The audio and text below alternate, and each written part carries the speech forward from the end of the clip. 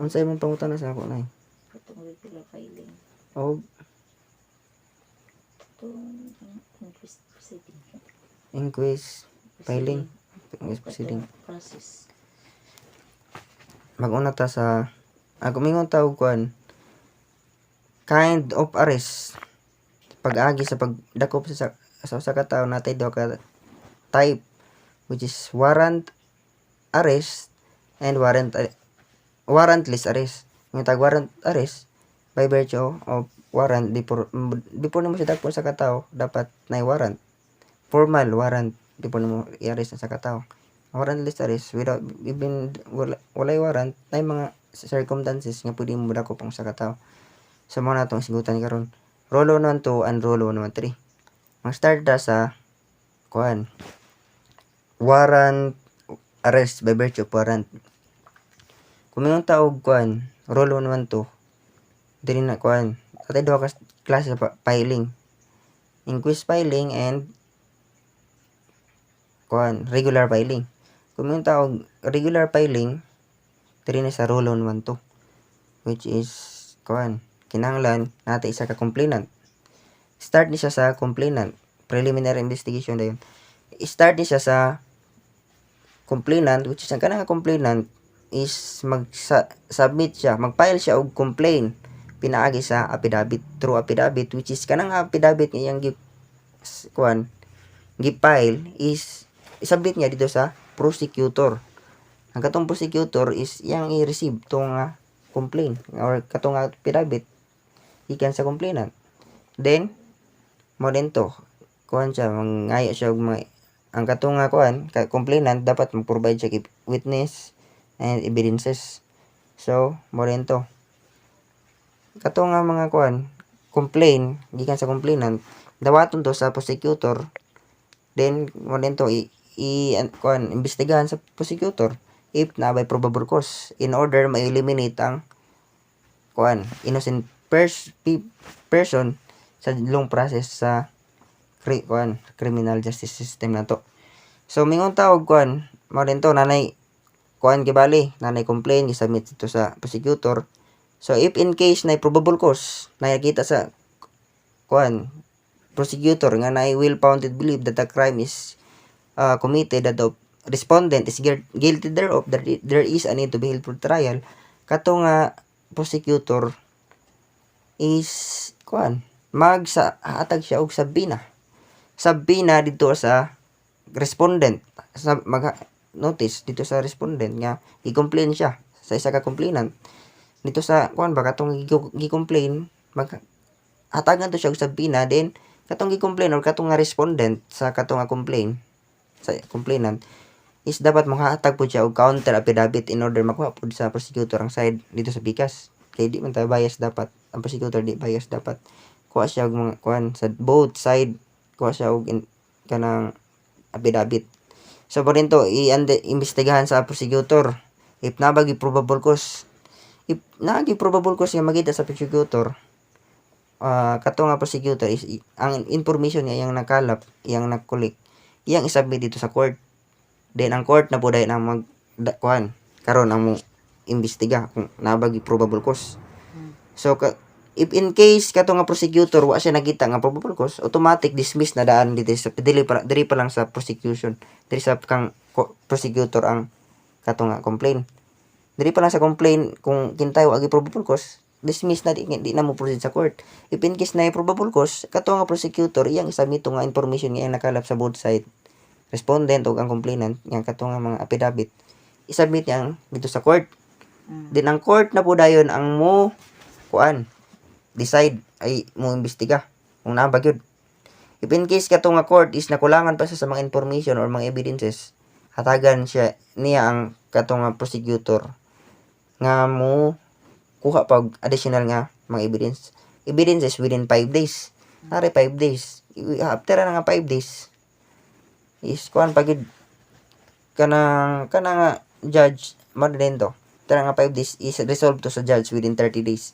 Kailangan ang judge within 30 days maka-decide na dayon nga ba na may probable cause or wala. If in case makita sa judge nga na probable cause, katong nga judge mag-issue na din siya og warrant arrest mo na ito na rin tawag mo na siya ang regular filing in order makakuan proper na due process in order dagpon ang sa katawo kay naman sa section 1 sa Philippine Constitution nga no person should be deprived of life without due process of law, deprived of life, property and liberty without due process of law.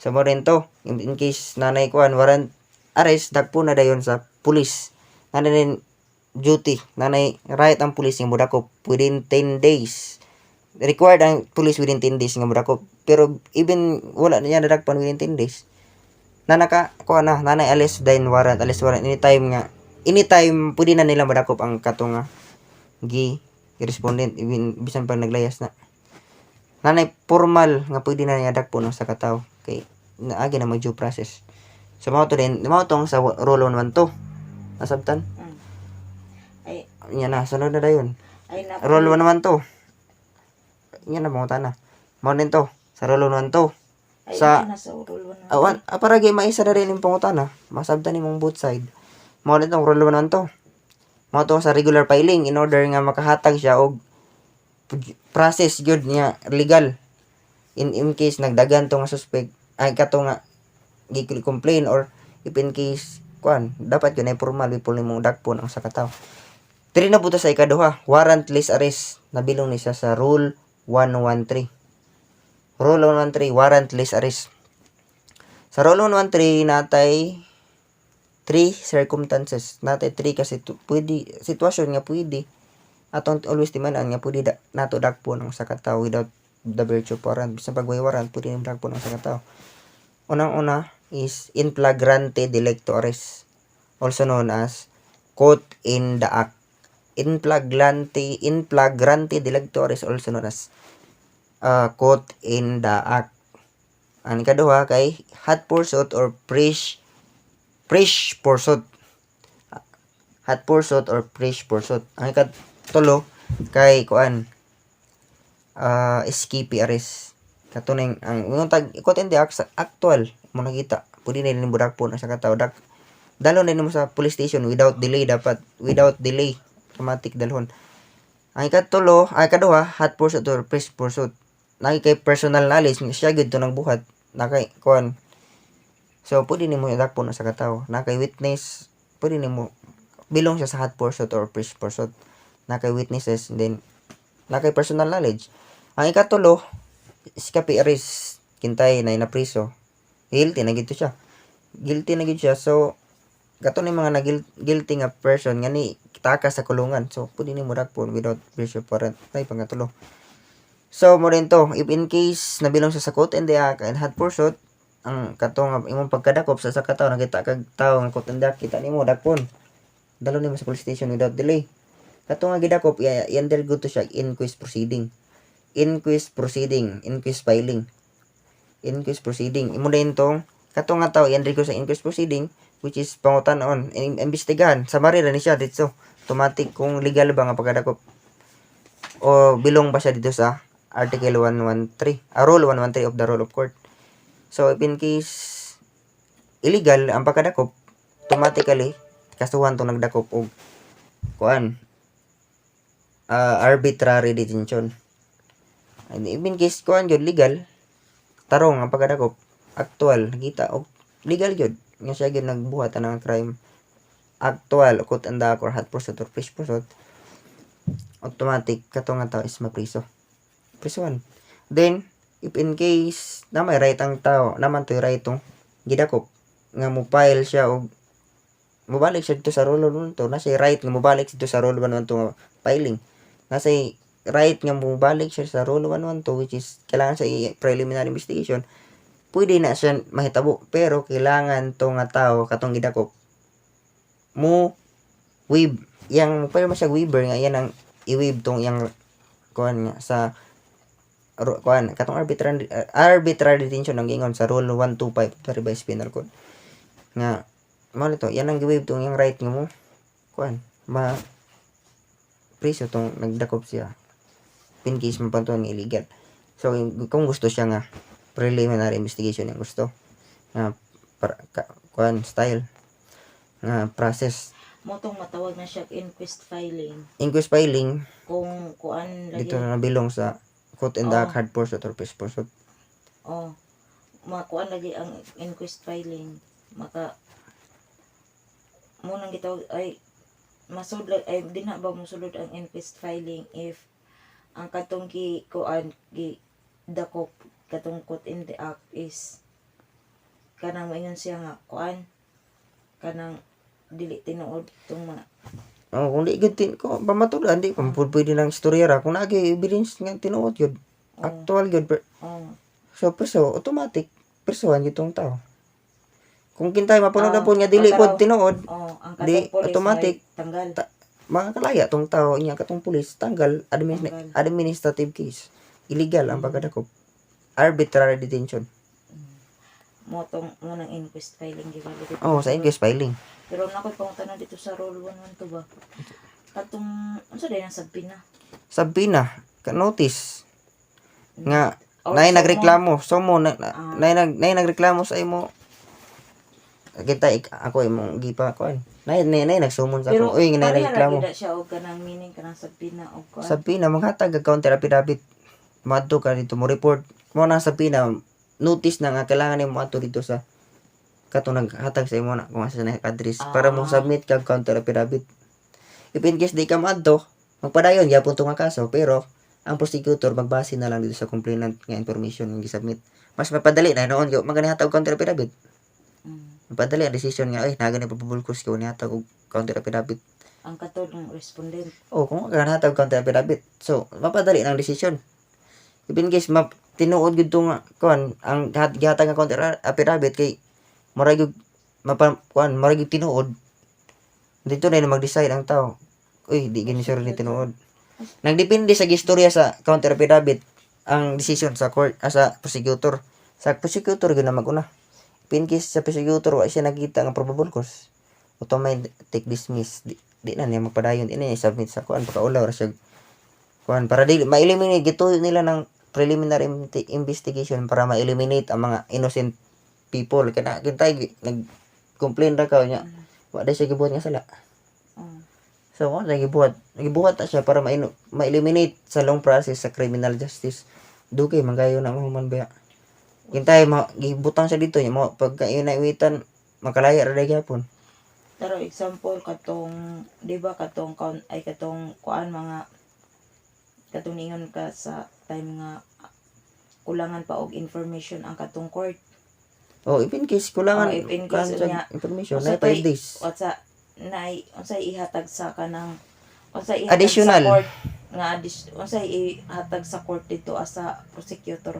Mag-ingon ra nga kulang. Istoryahan ra niya. Gahatag siya og kanang notice nga kulangan di mura siya kanang Unsa ba mangayo kulangan pa sa siya og notice? additional wala na kuan ra mag-inform siya sa kuan prosecutor nga kulang ang information kailangan mangkalap pag additional information.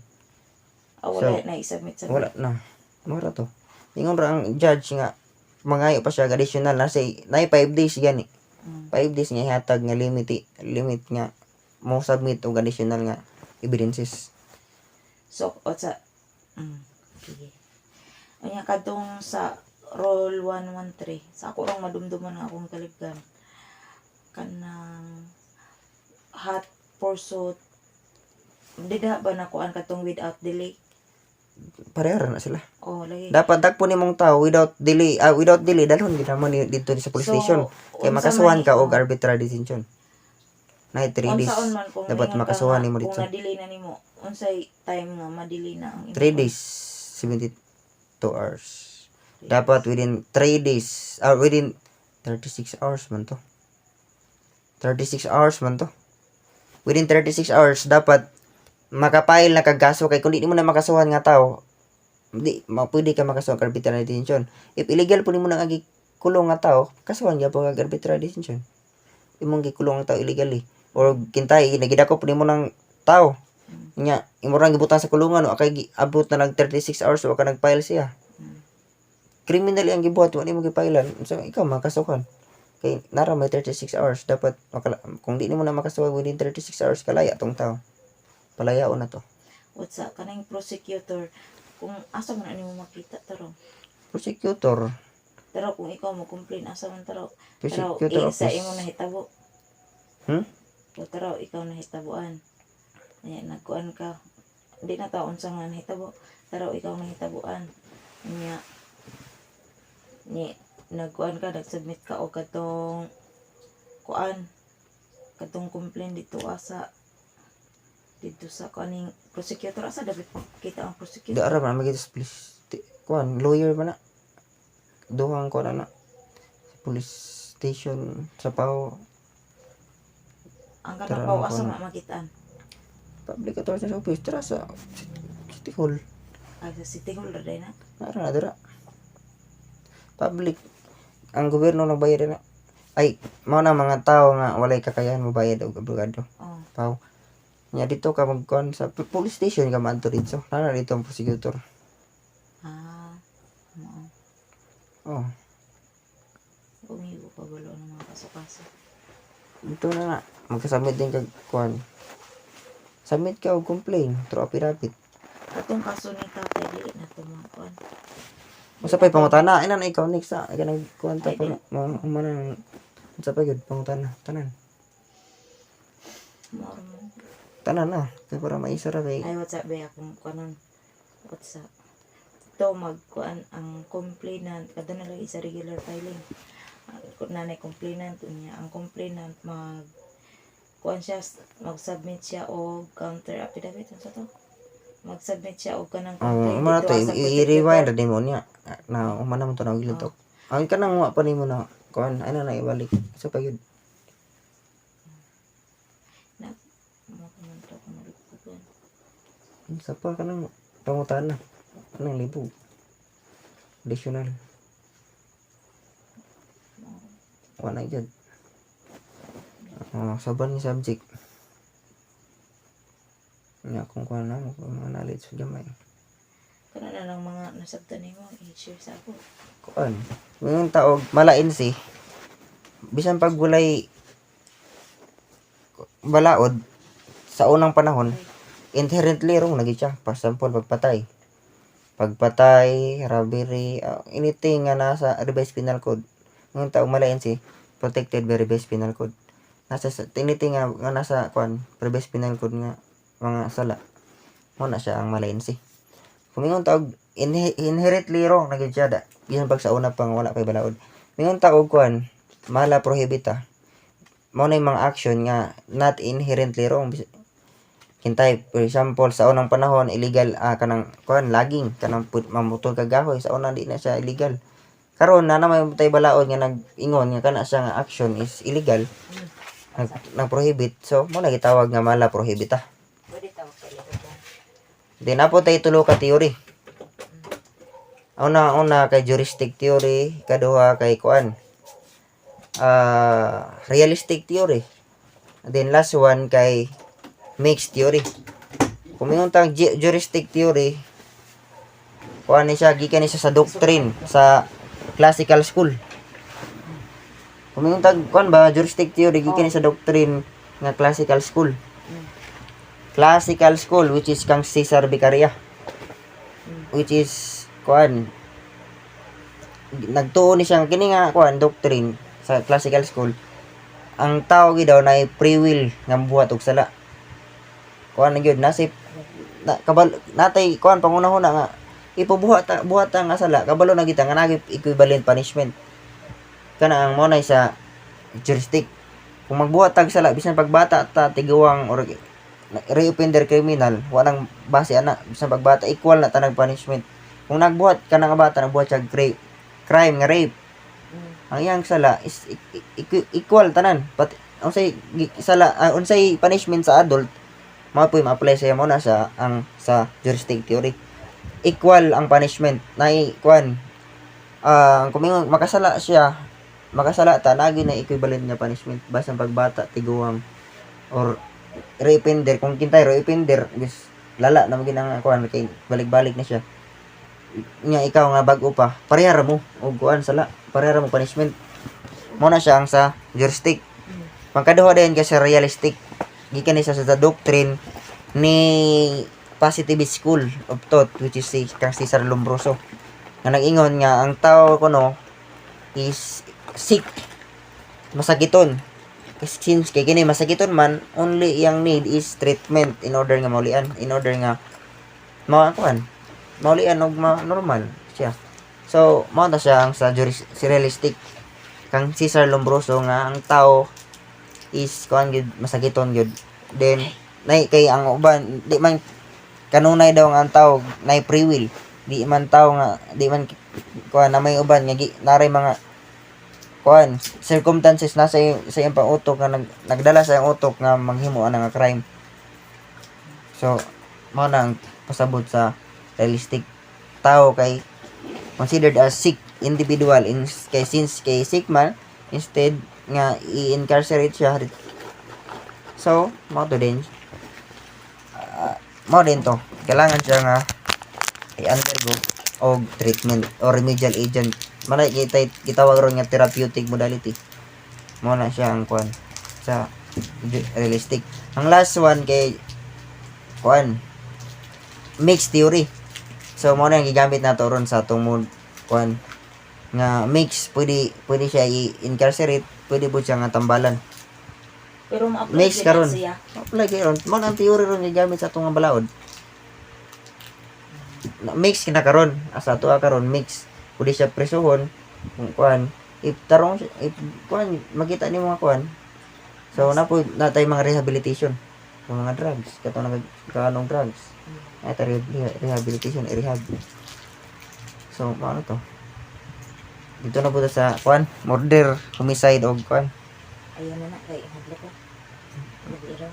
Kanang ko ano na katong sa atong oral na survey. Awa pa ko dito. Kuan pa ko sa dito. Kuan na ako gamay dito. Explain. Kuan, kumingon tawag i-document. Kumingon tawag document ini material bisan pag unsa na siya nga butang basta kay nag-convey siya og message. Kanang bato, katong ingon ni sir, pwede siya i-document. What if kanang bato day naghatag siya og clue. Nga mo na kanang nga bato da na og lubong ang kayamanan nako. Ang kanang baso, kitay baso. Kanang baso nag-convey na sa akong message nga gamiton na siya pang inom. Or nay possible nga nga baso gigamit sa suspect. Nay kuan mga clue dra nga maghatag sa ato og evidence nga mag-connect sa crime scene, mag-connect sa perpetrator or victim dito sa crime scene. Dira sa botelya. Mo nang document ron nasabtan. Unsa pa yun? Dira sa botelya. Unsa pa lagi? Pwede Unsa pa? document. Oh, mao na. Bisa unsa nga material lagi nang nga nag-convey og message mo nang document. Unsa pa yun? Ay nasa lain ang subject pa ko da.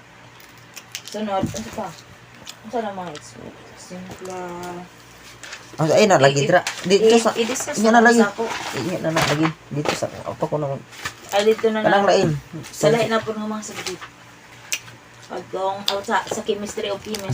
Juvenile. Ay, ayaw sa na. Ipaturo kay akong kalis din kayo. Chemistry kuan. Sa chemistry o chemistry. Mao na ang forensic, ilang gibuhat nga process. Sa, uha? Ang mingon forensic from the Latin word forensis which means forum or speaking the truth in the public.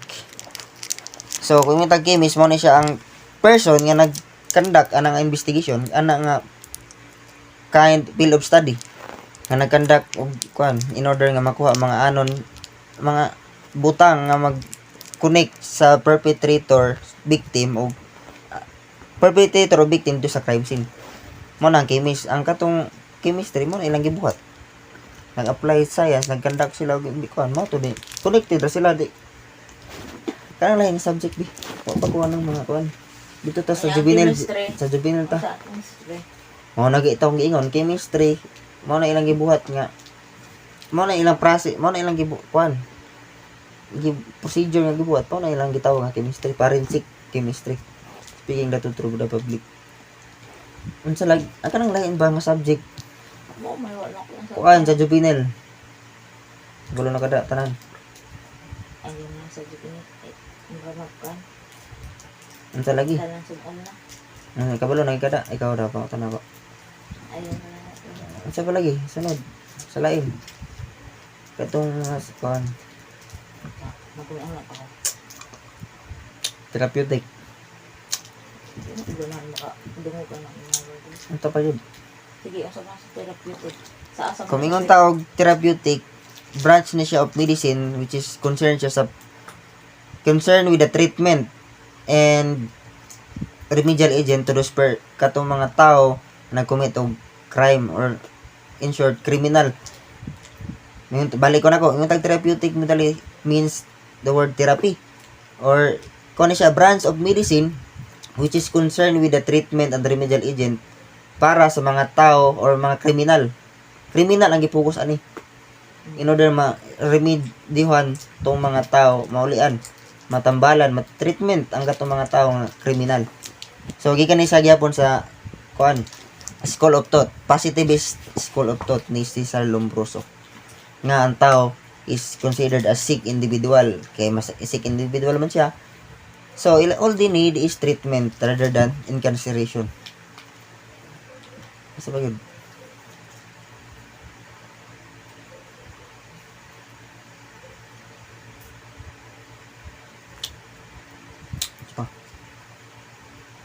Wala na.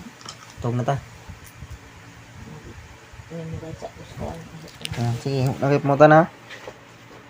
Kung bisa